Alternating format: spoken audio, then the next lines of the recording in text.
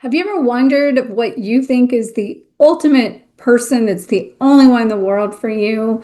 That if that is true love, or is it something deeper or something else?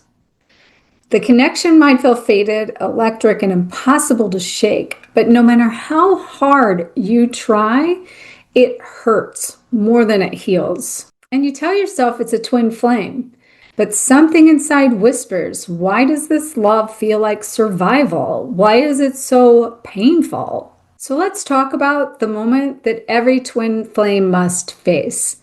And that's the difference between a soul connection and a trauma bond. In case we haven't met, I'm Dr. Harmony, and I've spent years trapped in what I thought was the ultimate divine connection. The highs were euphoric and the lows were devastating.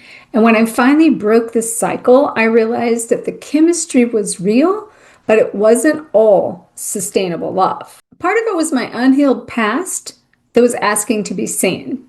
And once I faced that, everything changed. You see, when two people meet through mirrored wounds, the energy is explosive. You see, it's not all about recognizing each other through a deep soul connection, but when two people meet through mirrored wounds, the energy is explosive, and your nervous system recognizes each other through the familiar pain. For instance, if you grew up chasing approval, chaos can feel normal to you. It can feel just like home. Your body equates the intensity of what's happening with safety and doesn't understand what true safety is because it's only seeking what it remembers. That's why a trauma bond can feel like a twin flame connection. They both trigger awakening, but one heals and the other one harms. A true twin flame connection is going to expand you. It brings awareness and growth and self-mastery. And that's not to say that it can't through what appears to be the trauma bonds. But really, a trauma bond is going to contract you. And it feels like anxiety, doubt, the obsession. And that becomes a repeated loop. That's the maze that you can't break away from because you're so addicted to that chaos inside of your nervous system. Here's how you can tell the difference. So a twin flame frequency, you're going to feel challenged, but you're going to be inspired. You're going to be drawn to heal and rise. You're going to be willing to face the shadows. Trauma bond frequency, on the other hand, you feel addicted. You feel anxious. You feel powerless without them. You feel constantly shut down and constricted. You come into that place of feeling like you can't live without them, and you put everything that brings you your own peace and power aside just to have them one more time fill that fix. But the true difference is one mirrors your wholeness and the other one mirrors your wounds. So you might be asking, well, how do I break the trauma bonds? Well, you must teach your body what safety feels like before you can make it the new norm. So try this as a simple reset. Place your hand on your heart and breathe slowly until your shoulders begin to drop. And then whisper, I am safe in my own energy. I am safe in my own energy.